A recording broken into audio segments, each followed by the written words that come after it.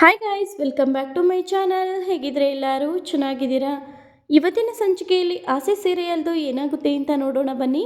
ಹಾಗೆ ಯಾರೆಲ್ಲ ನನ್ನ ಚಾನಲ್ಗೆ ಸಬ್ಸ್ಕ್ರೈಬ್ ಮಾಡ್ದಲೇ ನೋಡ್ತಾ ಇದ್ದೀರಾ, ಗೀತಾ ಕನ್ನಡ ಬ್ಲಾಗ್ ಚಾನಲ್ಗೆ ಸಬ್ಸ್ಕ್ರೈಬ್ ಮಾಡಿಕೊಂಡು ಸಪೋರ್ಟ್ ಮಾಡಿ.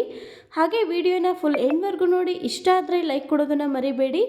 ಇಲ್ಲಿ ಸಂಚಿಕೆ ಶುರುವಿನಲ್ಲೇ ಈ ಕಡೆ ರೋಹಿಣಿಗೆ ದೆವ್ವ ಮೆಟ್ಕೊಂಡಿದೆ ಅಂತ ಹೇಳಿ ಈ ಕಡೆ ಶಾಂತಿ ಹಾಗೆ ಕಸ್ತೂರಿ ಎಲ್ಲರೂ ಕೂಡ ಅವಳಿಗೆ ಏನಾದರೂ ಮಾಡಿ ಈ ದೆವ್ವನ ಬಿಡಿಸಲೇಬೇಕು, ಇಲ್ಲಾಂದರೆ ನಮಗೆ ಉಳಿಗಾಲನೇ ಇಲ್ಲ ಅಂತ ಹೇಳಿ ಈ ಕಡೆ ಶಾಂತಿ ಹಾಗೆ ಅವಳ ಫ್ರೆಂಡು ಇಬ್ಬರು ಕೂಡ ಒಂದು ದೊಡ್ಡ ಪ್ಲ್ಯಾನ್ ಮಾಡ್ಕೊಂಡಿರ್ತಾರೆ. ಆದರೆ ಮನೋಜು ರೋಹಿಣಿ ಹತ್ರ ಹೋಗ್ತಾನೆ ಇರಲ್ಲ. ಏನಮ್ಮ ಇದು, ಇವಳಿಗೆ ದೆವ್ವ ಮೆಟ್ಕೊಂಡಿದೆ, ಇವಳ ಹತ್ರ ಹೇಗಮ್ಮ ಹೋಗೋದು ಅಂತ ಹೇಳಿ ತುಂಬಾ ಎದ್ರುಕೊಳ್ತಾ ಇರ್ತಾನೆ. ಆದರೆ ಈ ಕಡೆ ರೋಹಿಣಿ ಇದ್ದವಳು, ಅತ್ತೆ ಏನಿದು ಈ ಥರ ಎಲ್ಲ ರೆಡಿ ಮಾಡಿದ್ದೀರಲ್ಲ ಅಂತ ಹೇಳಿ ಒಂಥರ ದೆವ್ವ ಹಿಡ್ದಿರೋ ಥರನೇ ಕೇಳ್ತಾ ಇರ್ತಾಳೆ. ಆಗ ಶಾಂತಿ ಇದ್ದವಳು, ಏನಿಲ್ಲಮ್ಮ, ಇದು ನಾನು ಒಬ್ಬರು ಇವ್ರನ್ನ ಬರ ಕೇಳಿದ್ದೀನಿ, ಅದಕ್ಕೆ ಹಾಕ್ಸಿದ್ದೀನಿ ಅಂತ ಹೇಳಿ ಈ ಕಡೆ ಶಾಂತಿ ಹೇಳಿದಾಗ, ಅತ್ತೆ ಇದೆಲ್ಲ ಏನು ಮಾಡ್ತಾ ಇದ್ದೀರಾ ನೀವು? ಮನೋಜ್ ಅವರೇ ಬನ್ನಿ ನಾವು ಶಾಪ್ಗೆ ಹೋಗೋಣ ಅಂತ ಹೇಳಿ ಈ ಕಡೆ ರೋಹಿಣಿ ಮನೋಜನ್ನ ಕರ್ಕೊಂಡು ಹೋಗೋಕ್ಕೆ ಅಂತ ಹೊರಡ್ತಾಳೆ. ಆದರೆ ಶಾಂತಿ ಇದ್ದವಳು, ಹೇ ಗುಂಗ್ರಿ, ನೀನು ನಾನು ಹೇಳಿದ ಮಾತನ್ನ ಕೇಳಬೇಕು, ಇಲ್ಲಾಂದರೆ ನಿನಗೆ ಮಕ್ಷ ಕೈನ ತಗೊಂಡು ನಿನಗೆ ಸರಿಯಾಗಿ ಬಾರಿಸ್ತೀನಿ ಅಂತ ಹೇಳಿ ಈ ಕಡೆ ಶಾಂತಿ ಬೈತಾಳೆ ರೋಹಿಣಿಗೆ. ಆದರೆ ಕಸ್ತೂರಿ ಇದ್ದಳು, ಶಾಂತಿ ಏನೇ ಮಾತಾಡ್ತಿದ್ದೀಯ ನೀನು? ಅದರಲ್ಲೂ ಈ ದೆವ್ವ ಹಿಡ್ದಿರೋನ ಕೈನ ಹಿಡ್ಕೊಂಡು ನೀನು ಹೊಡೆಯೋಕ್ಕೆ ಹೋದರೆ ಅದು ನಮಗೆ ಬರುತ್ತೆ ಕಣೆ, ನಿನಗೇನು ಸ್ವಲ್ಪನೂ ಬುದ್ಧಿ ಇಲ್ವೇನೆ ಅಂತ ಹೇಳಿ ಈ ಕಡೆ ಈ ಕಸ್ತೂರಿ ಇದ್ದಳು ಶಾಂತಿಗೆ ಬೈತಾಳೆ. ಅಷ್ಟೆಲ್ಲ ಬೈದಿದ್ದಾದ್ಮೇಲೂ ಹಾಗೆ ನಿಂತಿರ್ತಾರೆ. ಈ ಕಡೆ ಸೂರ್ಯ ಮೀನಾ ಇಬ್ಬರು ಕೂಡ ಫೋನ್ ಬಗ್ಗೆ ವಿಚಾರಿಸೋದಕ್ಕೆ ಅಂತ ಹೇಳಿ ಮೀನನ ತಮ್ಮಂಗೆ ಫೋನ್ ಮಾಡಿರ್ತಾರೆ. ನಿನಗೆ ಈ ಕಾಗೆ ರವಿ ಬಗ್ಗೆ ಏನಾದರೂ ಗೊತ್ತೇನೋ, ಈ ಫೋನು ವಿಡಿಯೋ ಅದ್ರ ಬಗ್ಗೆ ಅಂತ ಹೇಳಿ ಕೇಳಿದಾಗ, ಇಲ್ಲ ಬಾವ, ನನಗೂ ಕೂಡ ಏನೂ ಗೊತ್ತಿಲ್ಲ, ಆದರೆ ಇದಕ್ಕೂ ಅವರಿಗೂ ಏನೂ ಸಂಬಂಧನೂ ಇಲ್ಲ, ನಾನು ಕೂಡ ಅದ್ರ ಬಗ್ಗೆನೇ ವಿಚಾರಿಸ್ತಾ ಇದ್ದೀನಿ ಅಂತ ಹೇಳಿ ಈ ಕಡೆ ಮೀನನ್ ತಮ್ಮ ಮಂಜ ಹೇಳ್ತಾನೆ. ಆದರೆ ಈ ಕಡೆ ಇವನಿದ್ದವನು ಸೂರ್ಯ ಇದ್ದವನು, ನೀನು ಓದೋದು ಬಿಟ್ಟು ಅದೇನೋ DC ಆಗಬೇಕು ಅಂತಿದೀಯಾ, ಓದಿ ಕಿಸ್ತಿ ದಬ್ಬಾಕೋ, ಅದು ಬಿಟ್ಟು ನೀನು ಈ ಥರ ಎನ್ಕೈರಿ ಕೆಲಸ ಎಲ್ಲ ಮಾಡಬೇಡ ಅಂತ ಹೇಳ್ಬಿಟ್ಟು ಮೀನ ತಮ್ಮಗೆ ಮತ್ತೆ ಸೂರ್ಯ ಬೈದು ಫೋನ್ನ ಕಟ್ ಮಾಡ್ತಾನೆ. ಆಯಿತು ಸರಿ ಬಾವ ಅಂತ ಹೇಳಿ ಅವನು ಕೂಡ ಫೋನ್ ಕಟ್ ಮಾಡ್ತಾನೆ. ಅಷ್ಟೊತ್ತಿಗೆ ಈ ಕಡೆ ಮನೋಜ್ ಇದ್ದವನು ತುಂಬಾ ಭಯದಿಂದ, ಏನಮ್ಮ ಇದು, ಈ ರೋಹಿಣಿ ಮೇಲೆ ದೆವ್ವ ಬಂದಿದೆ, ಆದರೆ ನನಗೆ ತುಂಬಾ ಭಯ ಆಗ್ತಿದೆ, ಏಕಮ್ಮ ಓಡಿಸೋದು ಇದನ್ನು ಅಂತ ಹೇಳಿ ಮನೋಜ್ ತುಂಬಾ ಎದ್ರುಕೊಂಡು ಇರ್ತಾನೆ.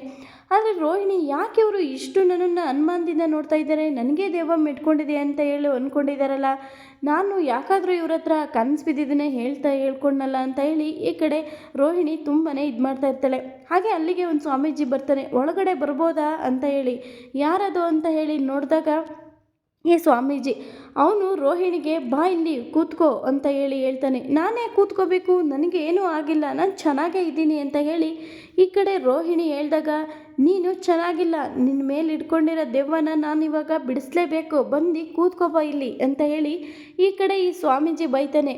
ಆದರೂ ಕೂಡ ರೋಹಿಣಿ, ಇಲ್ಲ ಸ್ವಾಮೀಜಿ ನನಗೇನೂ ಆಗಿಲ್ಲ, ನಿಮಗೇನು ಪ್ರಾಬ್ಲಮ್ ಆಗ್ತಿದೆ, ನನಗೇನೂ ಆಗಿಲ್ಲ ಅಂತ ಹೇಳಿದ್ರೂ ಕೂಡ ನೀವು ನನ್ನನ್ನು ಬಿಡ್ತಾನೆ ಇಲ್ವಲ್ಲ ಅಂತ ಹೇಳಿ ಈ ಕಡೆ ರೋಹಿಣಿ ಹೇಳಿದಾಗ, ಶಾಂತಿ, ಗುಂಗ್ರಿ ಹೋಗಿ ಕೂತ್ಕೋ, ಸುಮ್ಮನೆ ಹೇಳಿದ್ದು ಕೇಳೆ ಫಸ್ಟು ಅಂತ ಹೇಳಿ ಶಾಂತಿ ಬೈತಾಳೆ.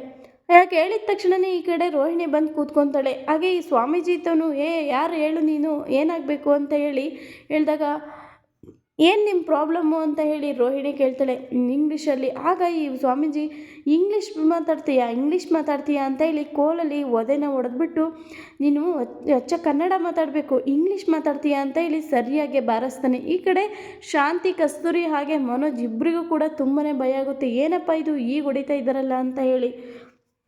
ಆದರೆ ಅವರು ಕೂಡ ಅನುಮಾನ ಪಡ್ತಿರ್ತಾರೆ, ರೋಹಿಣಿಗೆ ದೆವ್ವ ಮೆಟ್ಕೊಂಡೇ ಇರಬೇಕು, ಅದಕ್ಕೆ ಈ ಥರ ಇಂಗ್ಲೀಷೆಲ್ಲ ಮಾತಾಡ್ತಿರೋದು ಅಂತ. ಮನೋಜ್ ಕೂಡ, ಅಮ್ಮ ಏನಮ್ಮ ಇದು ಈ ಥರ ಇಂಗ್ಲೀಷೆಲ್ಲ ಮಾತಾಡ್ತಾ ಇದೆ, ಈ ದೆವ್ವ ನೋಡಿದ್ಯಾ ಇಲ್ಲ ಅಂತ ಹೇಳಿದ್ರು, ನನ್ನ ಮಾತು ನಂಬಲ್ವಲ್ಲ ನೀನು ಅಂತ ಹೇಳಿ ಈ ಕಡೆ ಮನೋಜ್ ಹೇಳ್ತಾ ಇರ್ತಾನೆ. ಆದರೆ ಈ ಸ್ವಾಮೀಜಿ ಇದ್ದವನು, ನೋಡಿ ಈ ದೆವ್ವನ ಓಡಿಸ್ಬೇಕು, ಇಲ್ಲಾಂದರೆ ಈ ದೆವ್ವ ಯಾರನ್ನೂ ಕೂಡ ಸುಮ್ಮನೆ ಬಿಡೋದೇ ಇಲ್ಲ ಅಂತ ಹೇಳಿ ಈ ಕಡೆ ರೋಹಿಣಿನ ಮುಂದೆ ಕೂರಿಸ್ಕೊಂಡು ಸ್ವಾಮೀಜಿ ಹೇಳ್ತಾ ಇರ್ತಾನೆ. ಆದರೆ ಈ ಕಡೆ ಶಾಂತಿಗಂತೂ ತುಂಬಾ ಭಯ ಆಗ್ತಿರುತ್ತೆ. ಆದರೆ ಶಾಂತಿನೇ ನೋಡಿ ದೆವ್ವ ಎದ್ರುಕೊಂಡು ಓಡೋಗೋ ಥರನೇ ಆಡ್ತಾ ಇರ್ತಾಳೆ. ಈ ಕಡೆ ಕಸ್ತೂರಿನೂ ಕೂಡ ಅಷ್ಟೇ ತುಂಬಾ ಭಯ ಪಡ್ತಾ ಇರ್ತಾಳೆ. ಹಾಗೆ ಕೋಲಲ್ಲಿ ರೋಹಿಣಿಗೆ ಬಾರಿಸಿದ ತಕ್ಷಣವೇ ರೋಹಿಣಿ ತುಂಬಾ ಕಿರ್ಚಾಡ್ಕೊಂಡು ಕೂಗಾಡ್ತಾಳೆ, ಎದ್ದು ಓಡಾಡ್ತಾಳೆ. ಈಗ ಅದೇ ಕೋಲನ್ನ ಕೊಟ್ಟು ಈ ಸ್ವಾಮೀಜಿ ನೀವು ಈ ದೆವ್ವನ ಬಿಡಿಸ್ಲೇಬೇಕು, ಇದರಿಂದ ಚೆನ್ನಾಗೆ ಬಾರಿಸಿ ಆವಾಗ ಬಿಟ್ಟೋಗುತ್ತೆ ಅಂತ ಹೇಳಿ ಈ ಕಡೆ ಮನೋಜಂಗೆ ಕೋಲನ್ನ ಕೊಟ್ಟ ತಕ್ಷಣವೇ ಮನೋಜು ಹೊಡೆಯೋದಕ್ಕೆ ಅಂತ ಹೇಳಿ ಹೋಗ್ತಾನೆ. ನೋಡೋಣ ಇವತ್ತಿನ ಸಂಚಿಕೆಯಲ್ಲಿ ರೋಹಿಣಿ ಮೇಲಿರೋ ದೆವ್ವನ ಬಿಡಿಸ್ತಾರ ಅಥವಾ ಶಾಂತಿನೇ ನೋಡಿ ಎದ್ರುಕೊಂಡು ಓಡೋಗುತ್ತಾ ಅಂತ. ಇಲ್ಲಿಗೆ ಇವತ್ತಿನ ಸಂಚಿಕೆ ಮುಕ್ತಾಯವಾಗಿರುತ್ತೆ. Thank you for watching.